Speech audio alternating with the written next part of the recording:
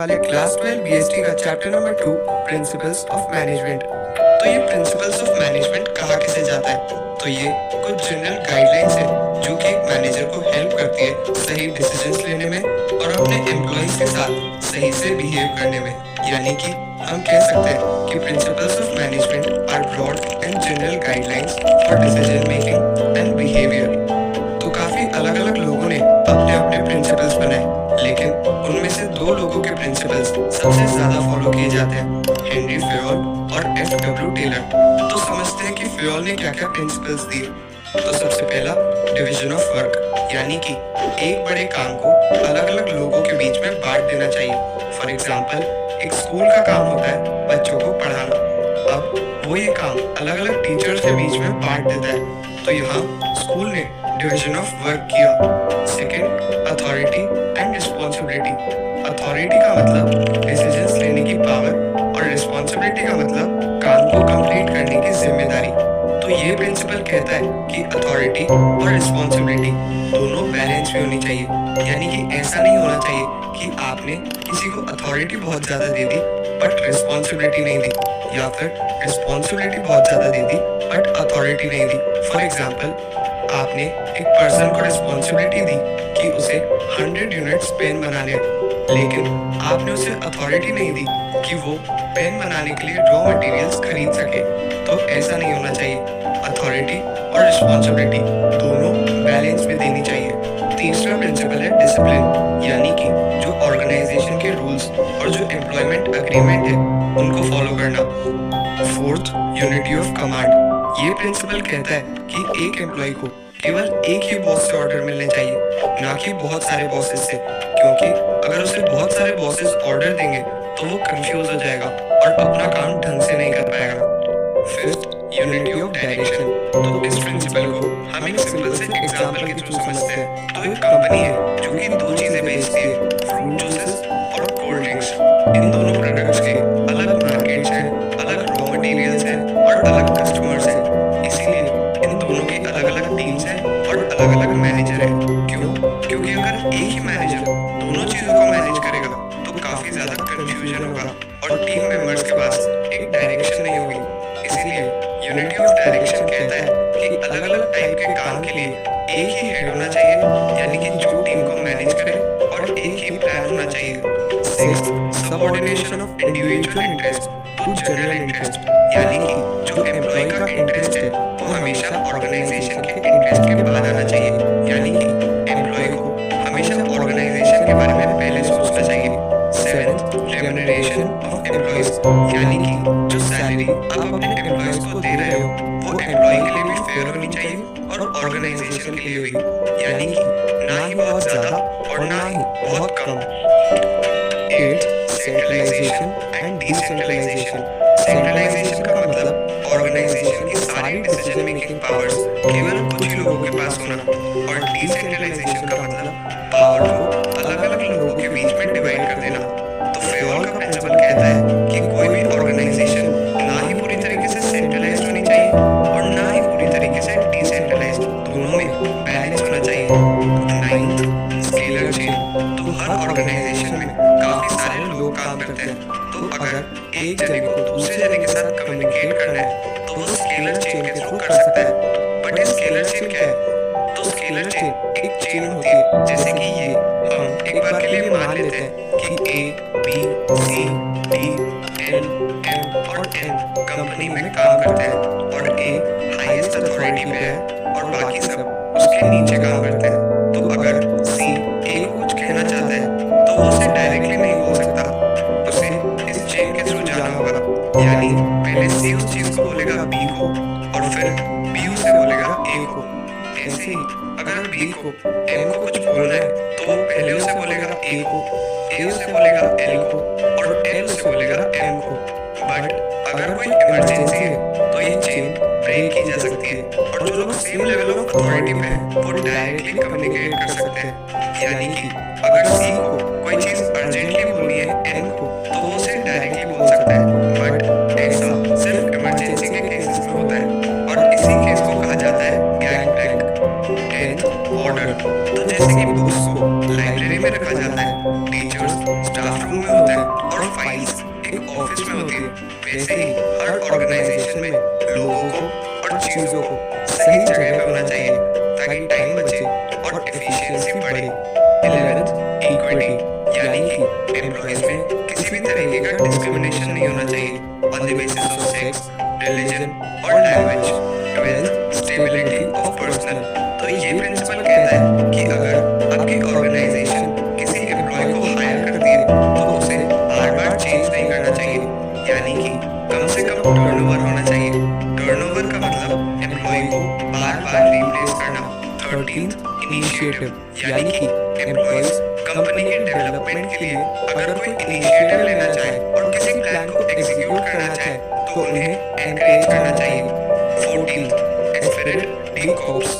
ये प्रिंसिपल कहता है कि मैनेजमेंट को टीम स्पिरिट को प्रमोट करना चाहिए, यानी कि आई की जगह वी पे फोकस करना चाहिए, यानी कि इस पे फोकस नहीं करना चाहिए कि मैंने कितना काम किया, बल्कि इस पे फोकस करना चाहिए कि हम सबने मिलकर कितना काम किया। तो जहाँ फेयोल ने मैनेजमेंट के जनरल प्रिंसिपल्स बताए थे कि एक मैनेजर को अपने पूरे ऑर्गेनाइजेशन को कैसे संभालना चाहिए, वहीं दूसरी तरफ एक और सोचाई F.W. टेलर की। तो टेलर का फोकस था फैक्ट्री के ग्राउंड लेवल पर एकदम वर्कर्स के काम को साइंटिफिक तरीके से बेटर बनाने पे, यानी कि साइंटिफिक मैनेजमेंट करने पे। साइंटिफिक मैनेजमेंट का मतलब आपको पता होना कि आपको क्या काम करवाना है और उस काम को कराने का सबसे अच्छा और सबसे सस्ता तरीका कौन सा है। तो चलिए अब समझते हैं टेलर के साइंटिफिक मैनेजमेंट के प्रिंसिपल्स को। तो सबसे पहला, science not rule of thumb. तो टेलर ने कहा कि जो डिसीजंस होते हैं वो साइंस पे बेस्ड होने चाहिए, रूल ऑफ थंब पे नहीं। रूल ऑफ थंब का मतलब डिसीजंस मैनेजर के कॉमन सेंस, पर्सनल एक्सपीरियंस या ट्रायल एंड एरर पे बेस्ड होते हैं। ये डिसीजंस ज्यादा एक्यूरेट नहीं होते। वहीं पे साइंटिफिक डिसीजंस वो होते हैं जो कि एक्सपेरिमेंट्स और उनके एनालिसिस पे बेस्ड हो।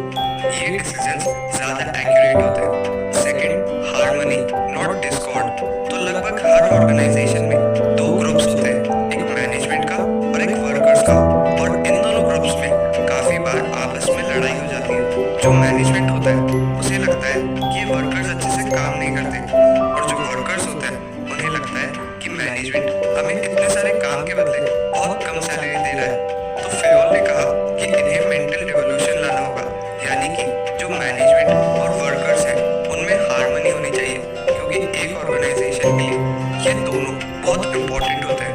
यानी कि मैनेजमेंट को समझना होगा कि वर्कर्स के बिना हम ग्रो नहीं कर सकते, और वर्कर्स को समझना होगा कि मैनेजमेंट के बिना हम ग्रो नहीं कर सकते। Third, cooperation not individualism. तो ये प्रिंसिपल पिछले वाले प्रिंसिपल का ही एक एक्सटेंशन है। तो ये कहता है कि मैनेजमेंट में और वर्कर्स में कोऑपरेशन होना चाहिए, ना कि इंडिविजुअलिज्म, यानी कि मैनेजमेंट को वर्कर्स के सजेशंस लेने चाहिए और उन सजेशंस के बदले उनको रिवॉर्ड देना चाहिए, और वर्कर्स को अनरीजनेबल डिमांड नहीं करनी चाहिए और स्ट्राइक्स पे नहीं जाना चाहिए। Fourth, development of workers to their greatest efficiency and prosperity. तो टेलर ने कहा कि हर वर्कर को सही ट्रेनिंग और सही जॉब मिलनी चाहिए। अगर किसी को बिना ट्रेनिंग के काम दे दिया तो ना ही वो खुद ग्रो कर पाएगा और ना ही कंपनी। जैसे अगर एक बंदा फास्ट टाइपिंग में बेस्ट है तो उसे अकाउंट्स का काम देना गलत होगा, उसको टाइपिंग का काम देना चाहिए ताकि वो अपना बेस्ट दे सके और ग्रो कर सके। तो ये थे टेलर के साइंटिफिक मैनेजमेंट के प्रिंसिपल्स। पर टेलर ने ये प्रिंसिपल्स तो दिए ही, बट साथ में कुछ टेक्निक्स भी बताई जिनसे फैक्ट्रीज का काम ज्यादा इफेक्टिव और ज्यादा एफिशिएंट हो सके। तो समझते हैं टेक्निक्स ऑफ साइंटिफिक मैनेजमेंट। पहला, फंक्शनल फोरमैनशिप। तो फैक्ट्री में एक बंदा होता है जिसको हम बोलते हैं फोरमैन। वो मैनेजमेंट के सबसे लोएस्ट लेवल पे होता है और डायरेक्टली वर्कफोर्स से इंटरैक्ट करता है, इसीलिए ये काफी इंपॉर्टेंट बंदा होता है। इसीलिए ये intelligent, educated, energetic, specialised, tact और प्रोफेशनल एक्सपर्ट होना चाहिए। लेकिन इतनी सारी क्वालिटीज एक इंसान में जनरली नहीं मिलती, तो इस प्रॉब्लम को कैसे सॉल्व किया जाता है अब वो देखते हैं। तो जो फैक्ट्री मैनेजर होता है उसके अंडर दो लोग काम करते हैं, प्लानिंग इंचार्ज और प्रोडक्शन इंचार्ज। प्लानिंग इंचार्ज के अंडर आते हैं 4 लोग। पहला, इंस्ट्रक्शन कार्ड क्लर्क। इसका काम होता है वर्कर्स को इंस्ट्रक्शंस देना। Second, root clerk. तो ये बताता है कि प्रोडक्शन कैसे होगा, उसका रूट क्या होगा और ये सब। ये बताता है कि कितने टाइम में और कितने कॉस्ट में प्रोडक्शन होना चाहिए। फोर्थ, डिसिप्लिनेरियन, यानी कि वो इंसान जो इंश्योर करेगा कि सब डिसिप्लिन में है या फिर नहीं। इसके बाद बात करते हैं प्रोडक्शन इंचार्ज की। तो इसके अंडर भी 4 लोग आते हैं। पहला, स्पीड बॉस।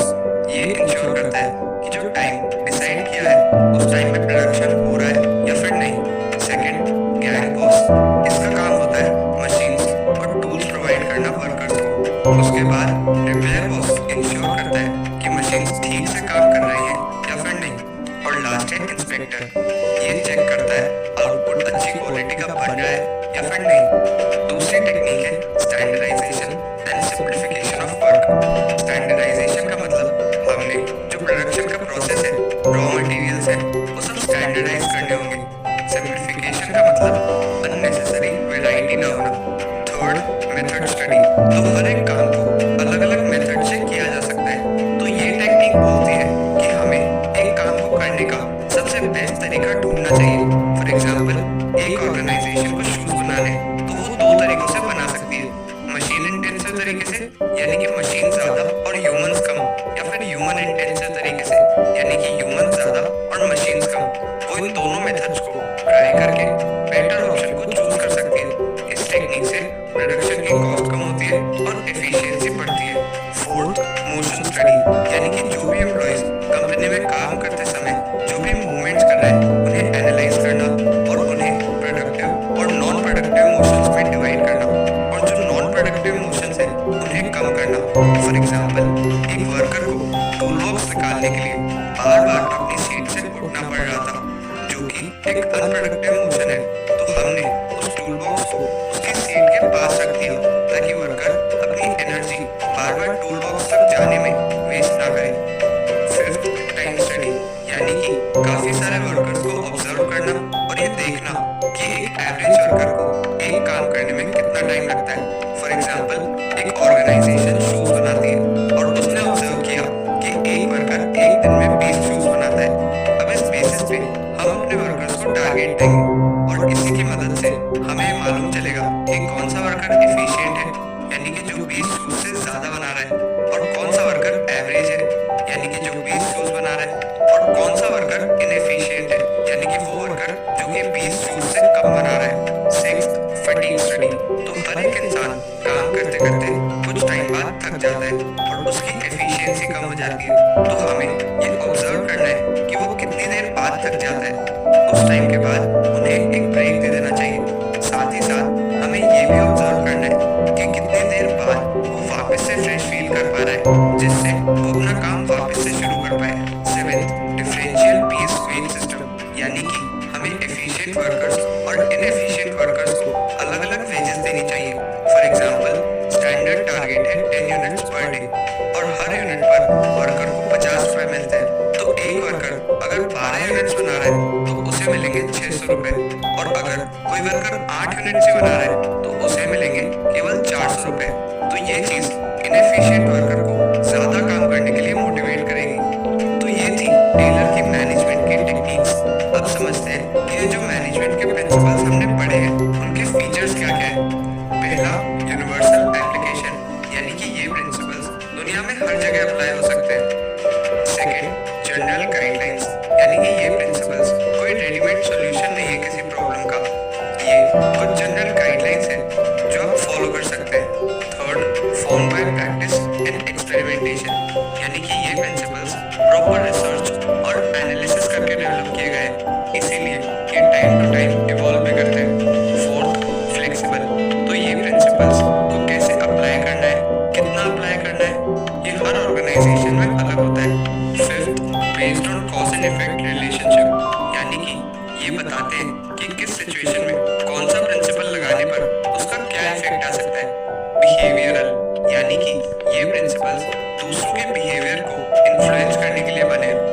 सेवेंथ, कॉन्टिंजेंट, यानी कि ये प्रिंसिपल्स जो सिचुएशन है उसके हिसाब से चेंज करने होते हैं। अब आता है इस चैप्टर का last topic, importance of principles of management. पहला, provides manager with useful insights into reality, यानी कि ये प्रिंसिपल्स मैनेजर को नॉलेज और बेटर अंडरस्टैंडिंग प्रोवाइड करते हैं। सेकंड, ये ऑप्टिमम यूटिलाइजेशन ऑफ रिसोर्सेज में भी